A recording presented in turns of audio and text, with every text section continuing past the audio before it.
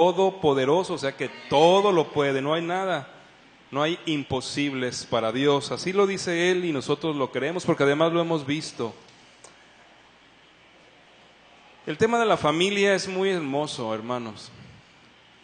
Es hermoso tener una familia, tener un matrimonio, tener hijos. Dice el Señor en la Biblia que es bueno el matrimonio. Cuando lo formó, cuando instituyó el matrimonio, dijo al final, vio todo lo que había hecho y vio que era en gran manera bueno. La familia es buena, es una institución que Dios dio. Y ya comentábamos en la mañana que el Señor nos ha puesto a los cristianos para que nuestras familias sean bendecidas, para que al mismo tiempo nuestras familias sean bendición a todas las demás familias del planeta. Eso significa que nosotros somos esa fuente de bendición. Uno se ha preguntado entonces por qué encontramos a tantos hogares cristianos infelices, por qué encontramos a tantos hogares cristianos desmoronándose también, por qué enfrentamos circunstancias terribles. Y yo creo que el hermano Inocencio nos ha dicho en su canto aquello que provoca que la gente cristiana vea sus hogares destruirse, y no es que Dios pueda, sino que no le creemos.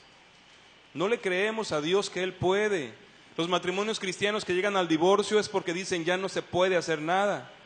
Los matrimonios o los hijos que se van de casa y que rompen relaciones con los padres, y los padres desesperados piensan ya no podemos hacer nada y nos rendimos.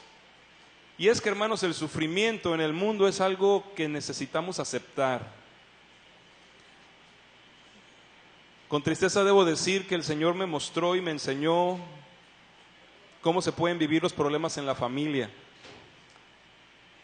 Errores propios y algunos que son voluntad de Dios. Vivimos problemas en nuestro matrimonio, pero Dios pudo no solo resolverlo, sino hacerlo cada vez más hermoso.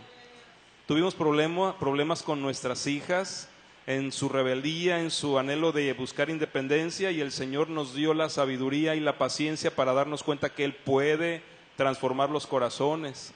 Nos permitió en los principios de nuestro matrimonio sufrir de problemas económicos profundos, y Dios nos demostró que Él puede resolver problemas económicos. Bueno, ha sido un seminario bastante difícil de la familia que nos ha permitido pasar, pero bueno, gracias a Dios que ahora puede llegar usted con un problema de familia, y no por la experiencia. Algunos piensan que las experiencias que uno ha tenido lo capacitan, sino por lo que el Señor nos permitió conocer de Él en esas circunstancias.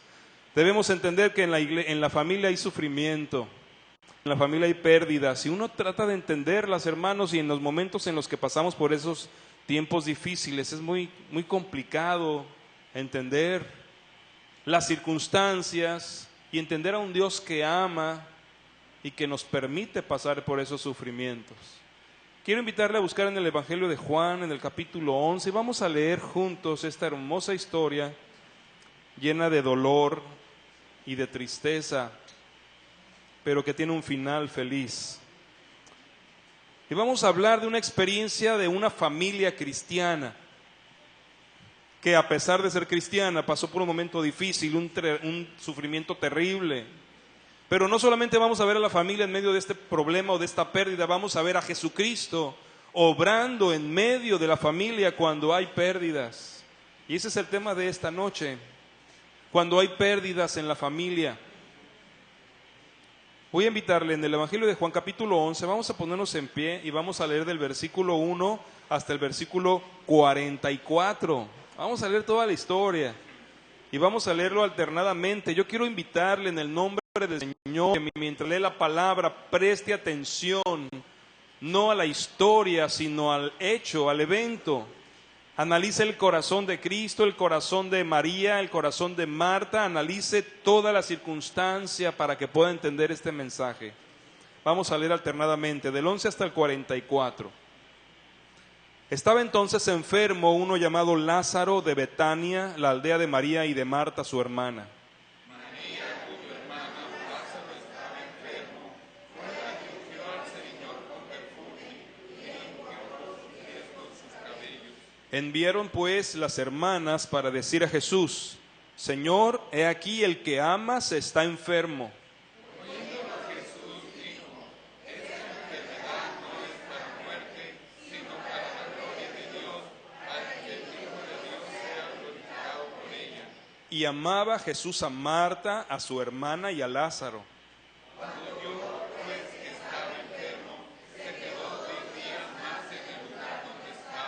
Luego, después de esto, dijo a los discípulos: vamos a Judea otra vez.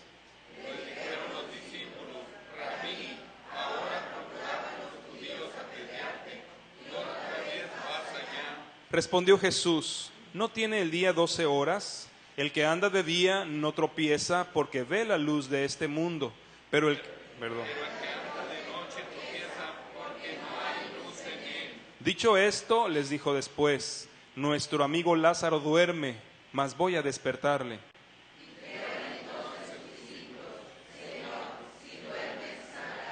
Pero Jesús decía esto de la muerte de Lázaro, y ellos pensaron que hablaba del reposar del sueño. Entonces Jesús les dijo claramente: Lázaro ha muerto. Y me alegro por vosotros de no haber estado allí, para que creáis, mas vamos a él.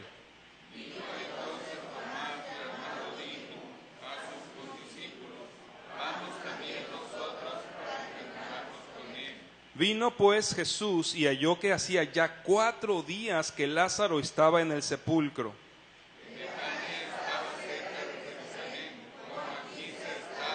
Y muchos de los judíos habían venido a Marta y a María para consolarlas por su hermano. Entonces Marta, cuando oyó que Jesús venía, salió a encontrarle, pero María se quedó en casa. Y Marta dijo a Jesús: Señor, si hubieses estado aquí, mi hermano no habría muerto. Mas también sé ahora que todo lo que pidas a Dios, Dios te lo dará. Jesús le dijo: tu hermano resucitará. Marta le dijo: yo sé que resucitará en la resurrección en el día postrero.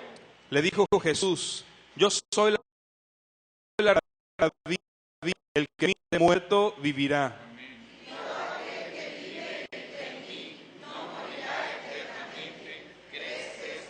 Le dijo: sí, Señor, yo he creído que tú eres el Cristo, el Hijo de Dios, que has venido al mundo.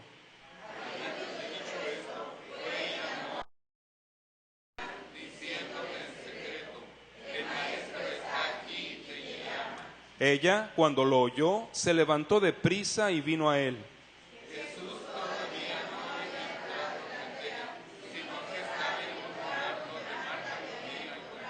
Entonces los judíos que estaban en casa con ella y la consolaban, cuando vieron que María se había levantado de prisa y había salido, la siguieron diciendo: va al sepulcro a llorar allí.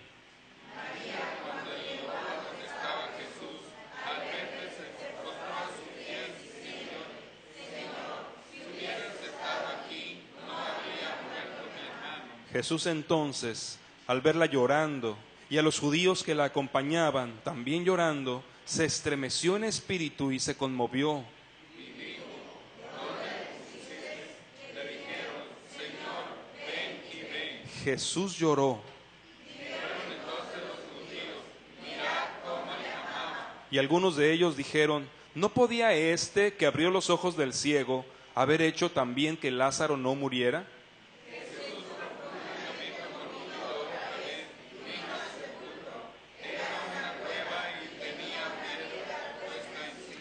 Dijo Jesús: quitad la piedra. Marta, la hermana del que había muerto, le dijo: Señor, hiede ya, porque es de 4 días. Jesús le dijo: ¿no te he dicho que si ves verás la gloria de Dios? Entonces quitaron la piedra de donde había sido puesto el muerto, y Jesús, alzando los ojos a lo alto, dijo: Padre, gracias te doy por haberme oído.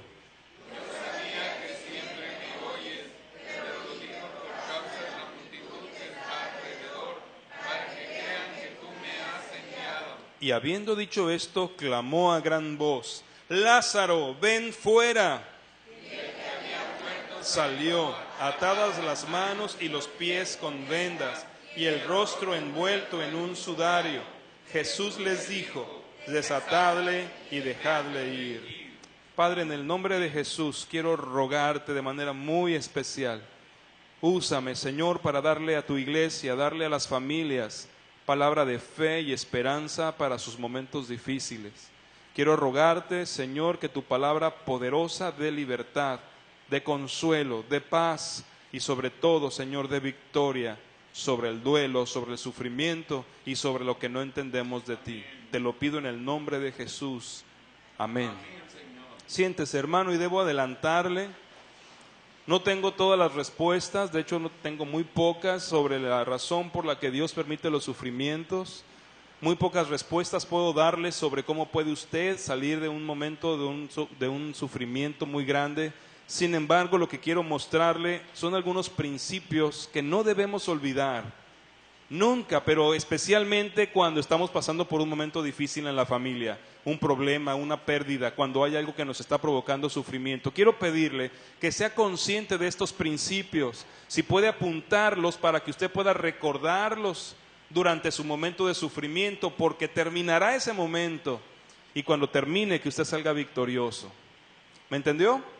¿Sí? Bien, déjeme mostrarle, hermano, y comenzar con el primer principio importante para esta noche. Jesús ama a la familia. Jesús ama a la familia. En el versículo 3 dice que enviaron las hermanas de Lázaro, que estaba enfermo, a Jesús un mensaje para que él volviera. Ellas le mandaron decir al Señor: Jesús, Señor, he aquí el que amas está enfermo. Cuando Jesús oyó esta información, Él dijo: esta enfermedad no es para muerte, sino para la gloria de Dios, para que el Hijo de Dios sea glorificado por ella. El versículo 5, hermano, nos da un detalle o una aclaración extraordinaria. Y amaba Jesús a Marta, a su hermana y a Lázaro. He aquí el que amas está enfermo. Las hermanas sabían que tenían el amor de Cristo. Dios nos muestra a nosotros que esta familia tenía el amor de Cristo, porque esto es lo que dice el Señor en la inspiración del Espíritu. Y amaba Jesús a Marta, a su hermana y a Lázaro. Hermanos, cuando el Señor, nuestro Dios poderoso, creaba al mundo y formaba la familia, Cristo estaba ahí. Cuando el Señor Jesucristo comenzó su ministerio, hizo presencia en una boda, en las bodas de Caná, y ahí Él estaba manifestando su aprobación y su participación en la unión de dos almas. Cuando el Señor Jesucristo fue cuestionado acerca del divorcio, Él habló claramente de la manifestación en la que Dios podía restaurar y que no, por esa razón no podía permitir en ninguna razón que hubiera una pérdida de la unión matrimonial. Cada una de las veces que vemos al Señor obrando como padre o como hijo, encontramos a un Dios que ama el núcleo familiar. Recuerde aquella mujer que estaba con su pequeño y que por carencia económica dijo: vamos a terminar lo que tenemos y luego vamos a ir a morirnos. Pero el Señor envió a su profeta y le dio provisión a esa familia. Recuerde la ocasión a otra mujer después de que ella anhelaba tener un hijo. A través del profeta Dios le bendijo y le dio un hijo, pero a los años ese hijo murió. Pero vino el Señor y viendo el dolor de la mujer, vino el profeta y viendo el dolor de la mujer, clamó a Dios y el Señor le dio el poder para resucitar al hijo. Cuando aquella mujer embarazada, Agar, había sido corrida por su ama Sara, y estaba llorando y puso al niño como a un tiro de piedra llorando y lo dijo: ahí lo voy a dejar para que muera, yo acá voy a morir. El Señor envió un ángel y les habló y les dio promesa. Hermanos, primer principio: Jesús ama a mi familia. A ver, dígalo.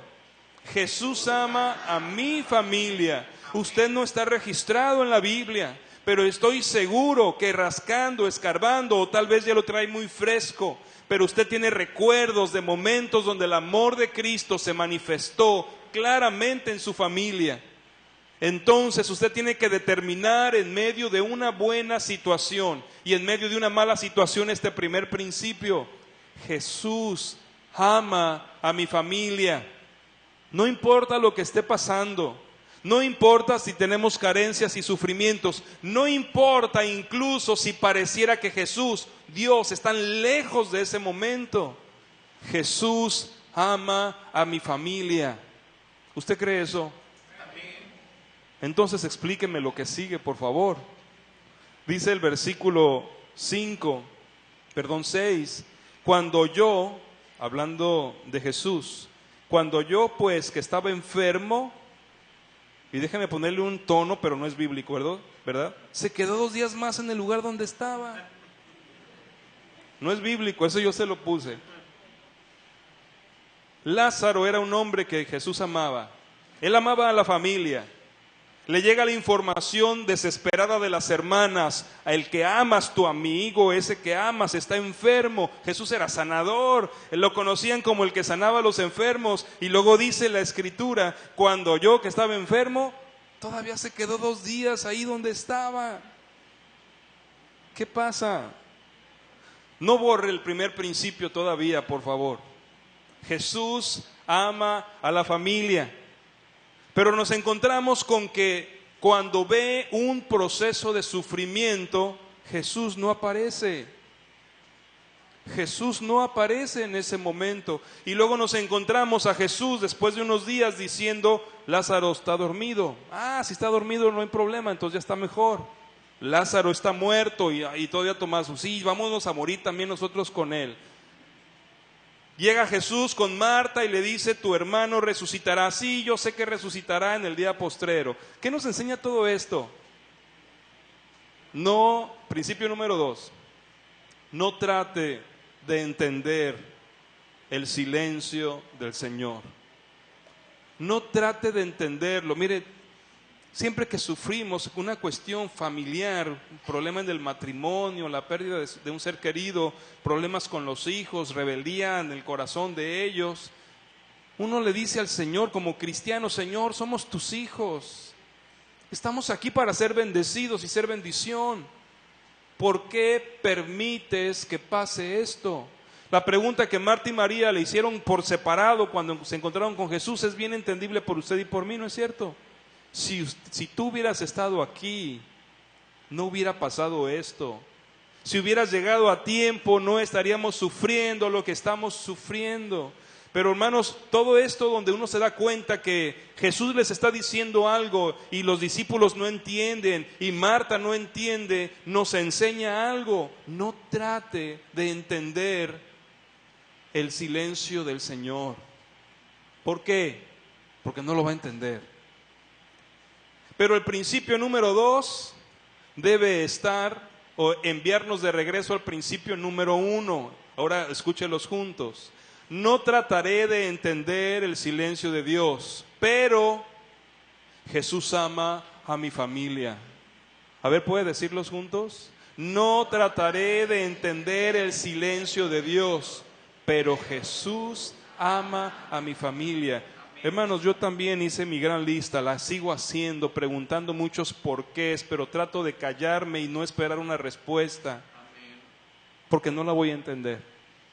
Se necesita estar o tener la perspectiva de Dios para entender nuestras circunstancias. Y le tengo una muy mala noticia: no somos Dios, no podemos tener su perspectiva.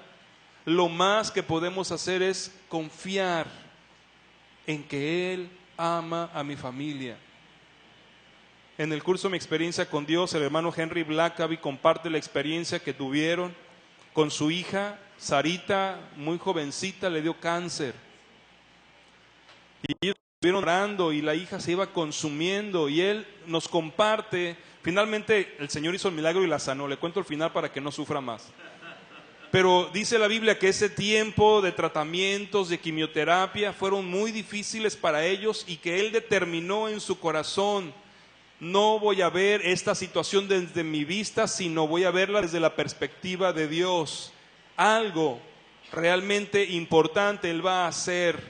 Él no sabía si su hija sería sana. Él no tomó esa equivocada frase que usamos los cristianos: yo tengo fe que la va a sanar. Porque eso, hermanos, se convierte después en la razón para reclamarle: si yo sabía, ¿por qué no lo hiciste? En una situación de dolor y sufrimiento en la familia, donde pensamos que no debería suceder, porque contamos con Dios como Padre, tenemos que entender que hay muchas otras cosas que Él quiere hacer en el mundo y en nuestras vidas, en las que muchas veces es necesario la pérdida o el sufrimiento familiar para nuestro bien. No lo entendemos. y no deberíamos tratar de entenderlo. Pero sí podemos en ese momento, cuando no lo entendemos, poner la perspectiva de Dios y decir, pero Él nos sigue amando. El hermano Blackaby dijo, yo decidí mirar la circunstancia a través de la cruz de Jesús. Él murió en la cruz porque me ama y porque ama a mi familia. Y en esta circunstancia, Él nos sigue amando. Cuando usted y yo nos enojamos con Dios, cuando usted y yo nos sentimos con Dios, es la evidencia de que no pudimos tener su perspectiva. Pensamos que fue malo con nosotros, pensamos que lo hizo sin entender nuestro dolor, y la verdad, hermanos, es que Él jamás es malo ni deja de entendernos y nos sigue amando. Así que debemos recordar, si usted está en este momento pasando por un momento difícil, o cuando vaya a pasar, recuerde, no debo tratar de entender el silencio de Dios. ¿A qué me refiero con el silencio de Dios? A que le estamos pidiendo, resuelve mi problema matrimonial, quita la enfermedad, regrésame a mi hijo, y parece que Él no escucha, parece que Él no oye. No tratemos de entenderlo, simplemente establezcamos el principio número 1, Él sigue amándonos, Él ama a mi familia. Dice en el versículo 20, cuando Jesús regresaba ya, después de 4 días, entonces Marta, cuando oyó que Jesús venía, salió a encontrarle, pero María se quedó en casa. Y Marta dijo a Jesús, Señor, si hubieses estado aquí, mi hermano no habría muerto. Mas también sé ahora que todo lo que pidas a Dios, Dios te lo dará. Jesús le dijo, tu hermano resucitará.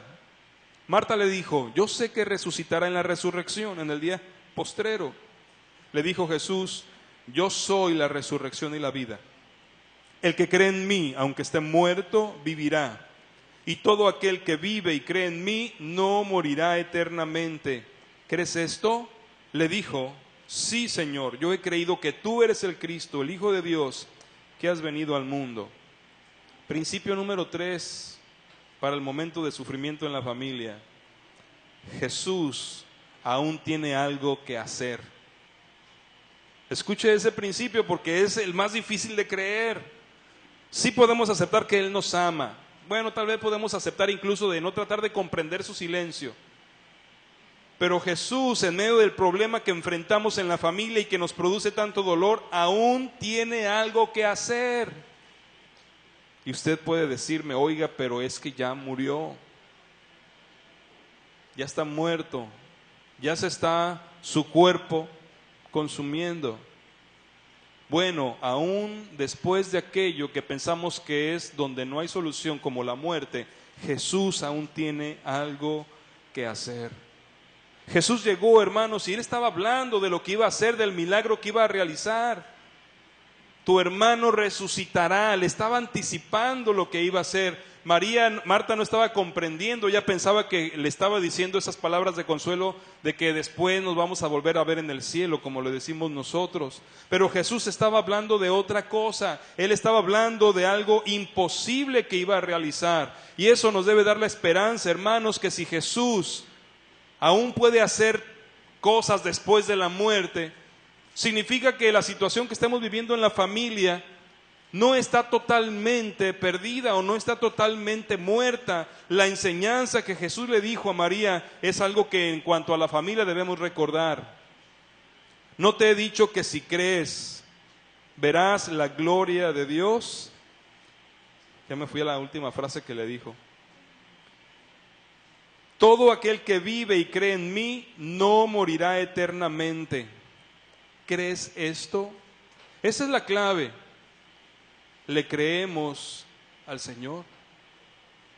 ¿Creemos que Él puede hacerlo todo? Cuando Lázaro había muerto, ningún ser humano podía pensar que Jesús todavía podía hacer algo. No sé si usted alguna vez se ha cuestionado sobre lo que Marta le comenta en el verso 22. Mas también sé ahora que todo lo que pidas a Dios, Dios te lo dará. ¿No estaba Marta pensando que Jesús iba a resucitar a Lázaro? Seguramente Marta estaba pensando en el consuelo que ellas necesitaban. Yo sé que todo lo que le pidas al Padre, y si tú pides por nosotras, Él te va a escuchar.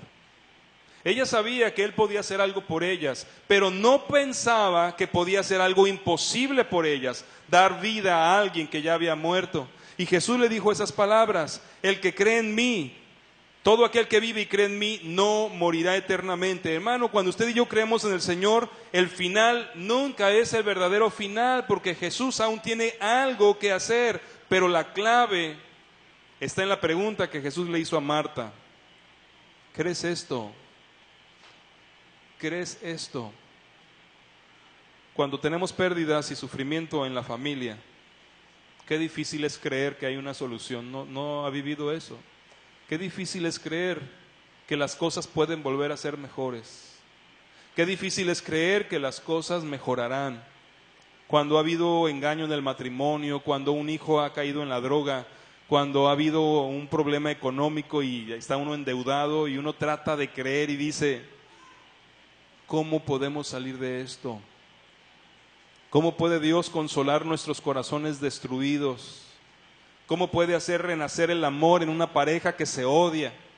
¿Cómo puede restaurar la vida de un hijo que ha sido afectado por las drogas o el vicio? ¿Cómo?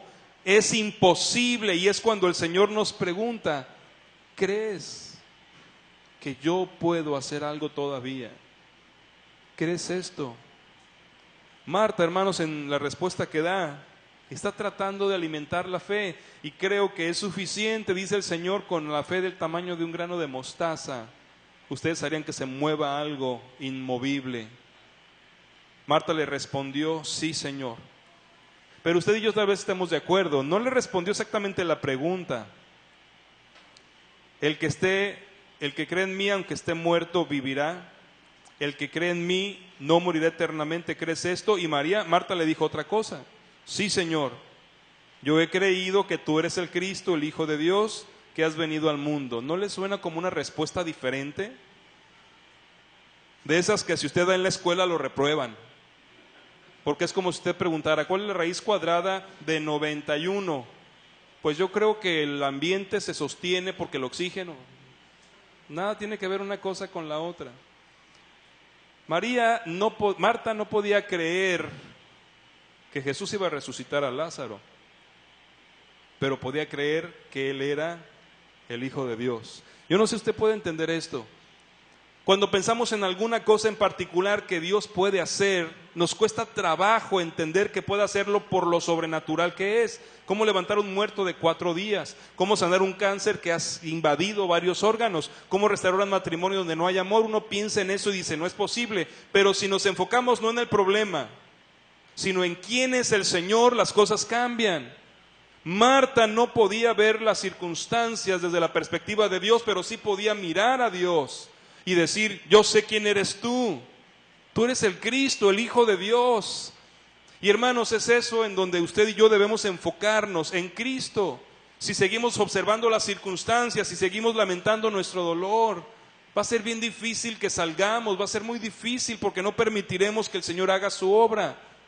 Pero si miramos quién es y qué es capaz de hacer, entonces la fe comienza a crecer como ese pequeño grano de mostaza y llegará a convertirse en la razón por la cual Dios hará el gran milagro o la gran obra. Recuerde entonces, Jesús aún tiene cosas que hacer. Aun cuando usted piense que ya todo está terminado. Y déjeme llevarle al cuarto principio.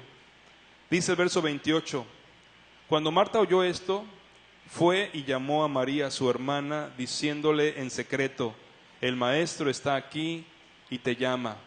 Ella, cuando lo oyó, se levantó deprisa y vino a él. Principio número 4. En medio del dolor y de nuestro problema, Jesús nos llama. Qué bonito sería mejor decir que nos consuela, y lo hace. Él le da consuelo a nuestro corazón, pero en medio de las circunstancias adversas del hogar, Él nos está llamando. Nos está llamando. ¿Cuántos de ustedes, hermanos, no han percibido incluso en un problema difícil? Usted busca a Dios, ¿no es cierto?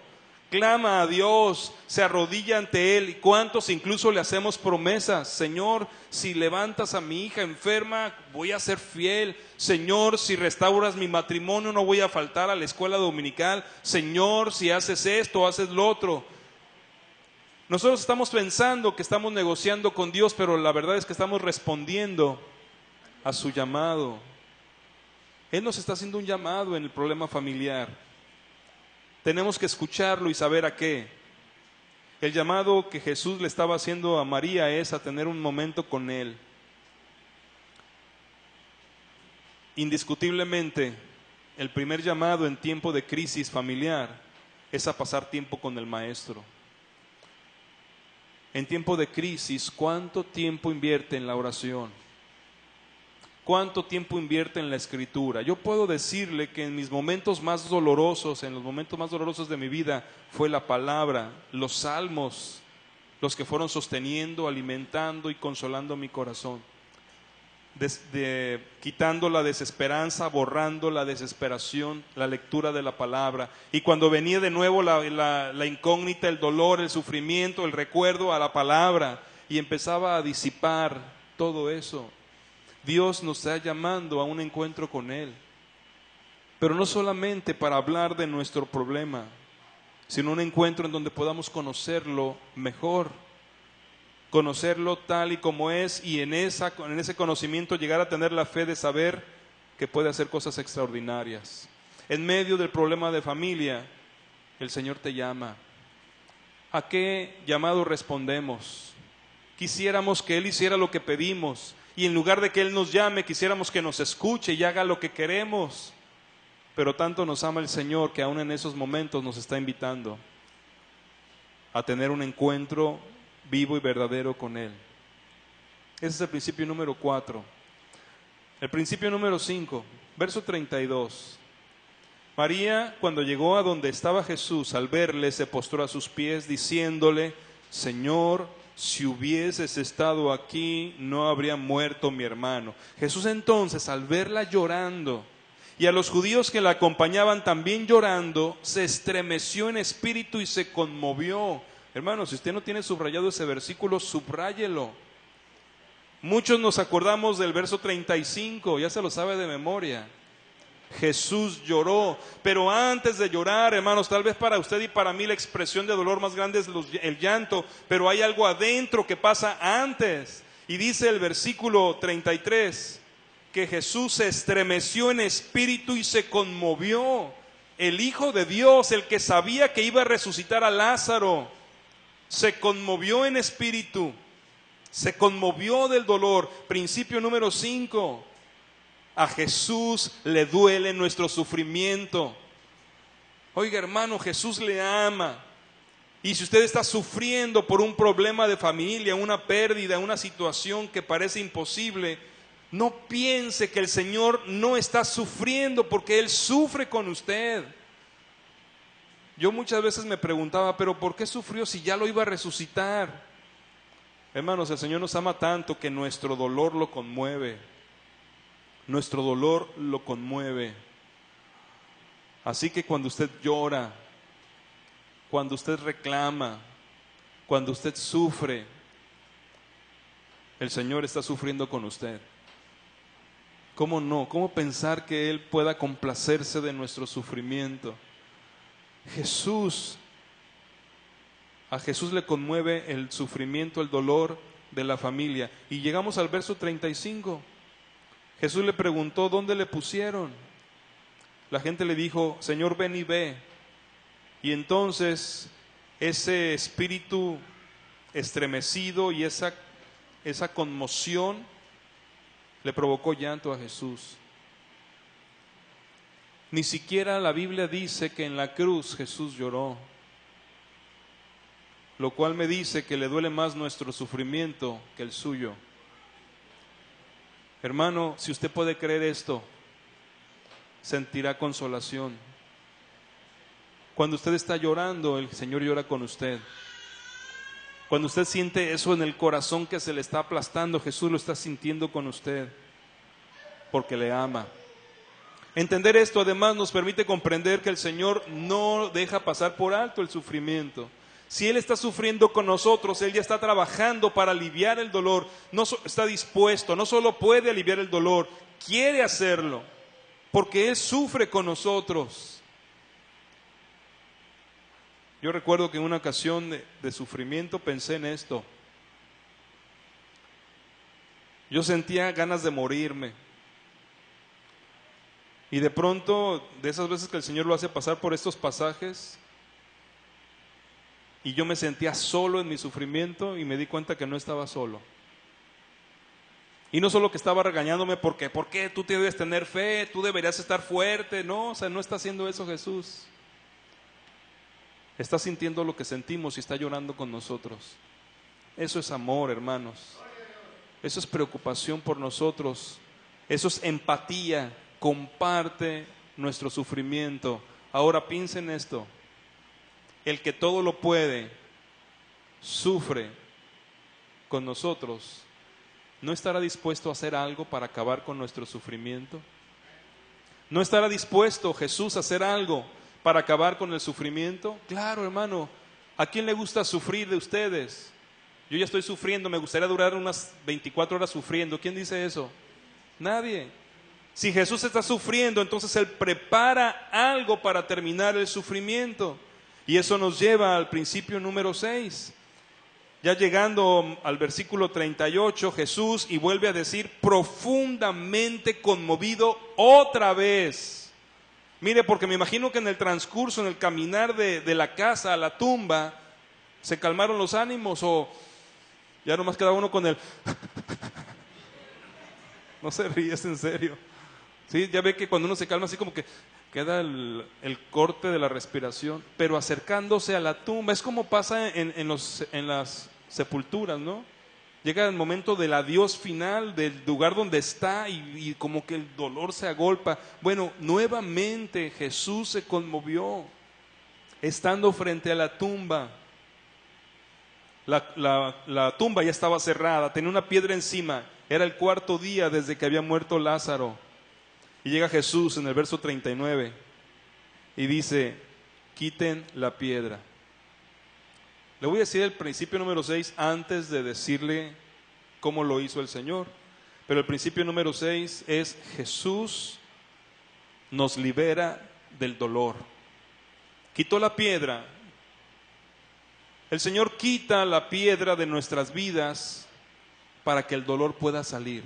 Mire, hermano amado, yo quisiera decirle que Jesús va a resucitar a sus muertos, que Jesús va a sanar a sus enfermos, que Jesús va a restaurar sus matrimonios. Pero no tengo el mensaje de Él para decirle que Él lo hará, que hará eso en particular. Pero sí puedo decirle que el Señor le dará libertad a su sufrimiento, lo dejará ir.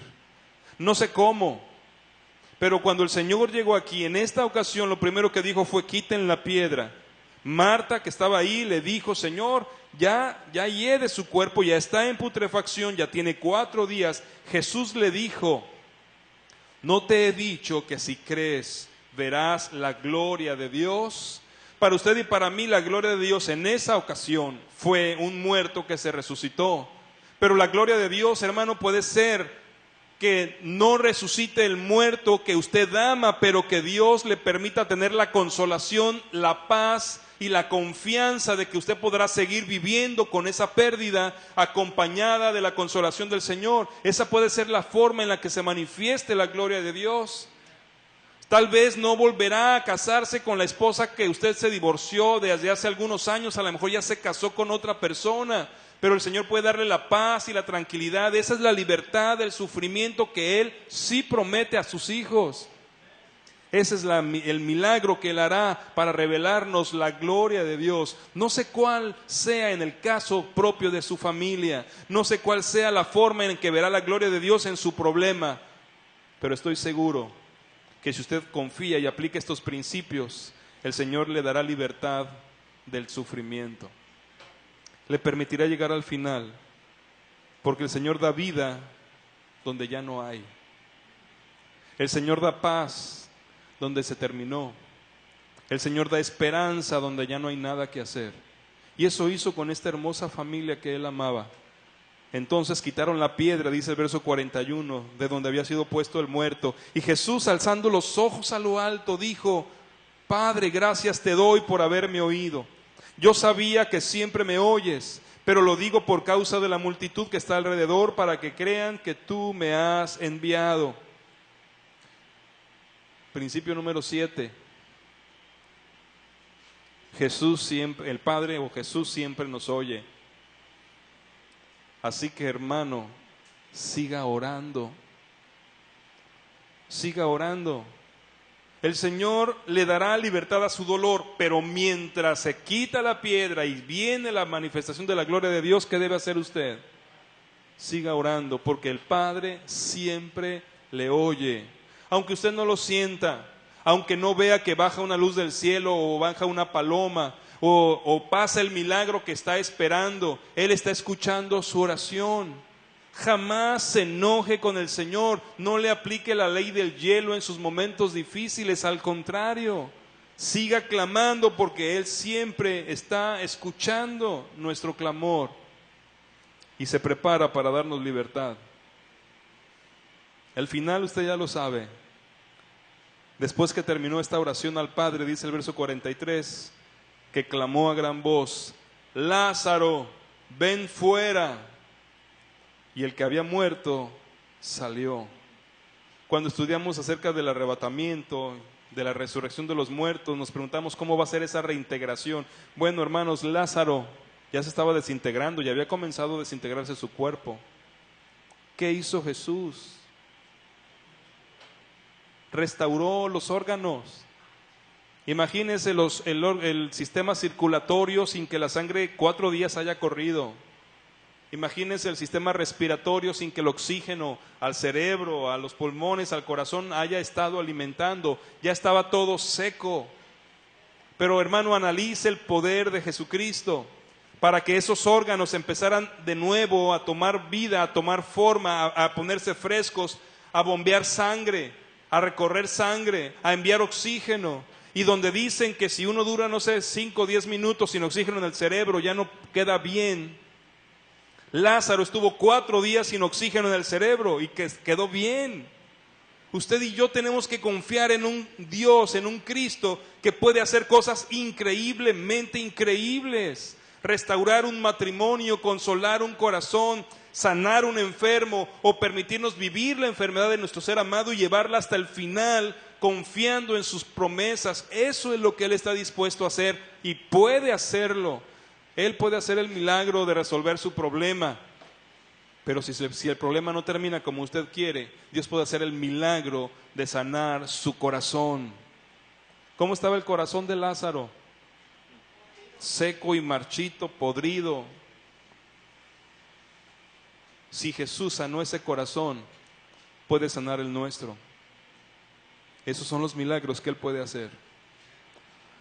Si su familia está viviendo un momento difícil, si hay algo en lo que usted piensa que ya no hay esperanza, yo le invito a considerar en quién hemos creído, en quién confiamos.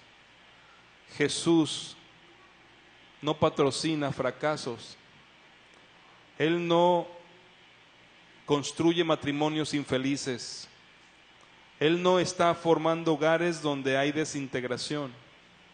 Él tiene el poder para hacer lo mejor en la familia, pero usted y yo necesitamos confiar, esperar, clamar. Estos son 7 principios, fueron 7 los que di, para aplicar en un tiempo de sufrimiento familiar. Ojalá puedan ser usados y creídos por todos nosotros, y sabremos ser más que vencedores. Porque termino como empecé, hermano, la familia no se va a librar del sufrimiento, pero sí podemos contar con alguien que estará con nosotros en ese tiempo y nos ayudará a salir victoriosos. Victoriosos. Quiero cerrar este mensaje orando y pedirle a usted, ¿no le gustaría que oráramos por usted o por su familia? Si en este momento están pasando un momento difícil, si hay sufrimiento, si usted se siente desesperado o incluso un tanto molesto con Dios, ¿Por qué no viene y oramos todos por usted? Para que Dios le ayude y le permita tomar estos principios y salir adelante de esta situación. Y hacerlo de la mejor manera, confiando en que Él le dará la libertad, Él quitará la piedra. Pase usted, si a nombre de su familia, a lo mejor dice, yo no soy, son mis papás. Bueno, pasa tú, porque tú puedes clamar por tus padres. O a lo mejor usted dice, no soy yo, es mi esposa la que debería pasar. No, pase usted y clame por su esposa. Dios, Jesús, es la respuesta a este sufrimiento que vivimos en la familia. Vamos a orar. Voy a pedir a mis hermanos que están sentados, que tienen fe en el Señor y que no están pasando por algún problema familiar, ¿por qué no se vienen algunos y se acercan a cada uno de mis hermanos y claman por ellos? Si usted ha sido bendecido, si usted está fortalecido, ayúdeme por favor a clamar por cada uno de ellos. Acérquese alguno, ponga su mano en su cabeza o en su hombro y oremos. Señor, qué difícil es verte en los momentos más oscuros de nuestras vidas. Qué difícil es sentir tu presencia y tu consuelo. Pero hoy estás recordándonos que estás aquí y que sufres con nosotros. Puedo confiar que seré libre de este sufrimiento. No sé qué harás, no sé qué solución plantearás, pero puedo confiar en que tú me librarás de este sufrimiento, que tú me sanarás, que tú harás que mi corazón esté confiado y libre en este tiempo difícil. Yo te pido, Señor, por cada uno de mis hermanos que está aquí al frente. Tú sabes cuál es su problema, que parece imposible de resolver. Pero eres tú el que está con nosotros, el hacedor de maravillas, el que restaura matrimonios, el que cambia corazones, el que da libertad de las adicciones, el Cristo que sustenta, que es rico para ayudarnos en la necesidad material, el que nos da la sabiduría para enfrentar una decisión, el Cristo que resucita a los muertos. Padre, te damos gracias y pido para cada miembro de familia aquí al frente esa fe, Señor, que tanto necesitamos, esa confianza en tu palabra, esa seguridad de la verdad de tus promesas y, Señor, la consolación que el corazón necesita. La consolación, Padre, sobre todo en esos momentos donde sentimos que quisiéramos morirnos. Recuérdanos que el que cree en ti, aunque esté muerto, vivirá. Recuérdanos que el que cree verá tu gloria, Señor. Levántanos, Señor, y permítenos salir de este lugar como Lázaro salió de la tumba, lleno de vida. Quitaron las ataduras y regresó con su familia. Llévanos a nuestra familia para hacer bendición. En el nombre de Cristo. Amén. Qué maravilla contar con el Señor, hermano. No se rinda, no se desanime. Aún Cristo tiene cosas que hacer en nuestras familias. Vamos a concluir poniéndonos de pie, hermanos, y oremos al Señor.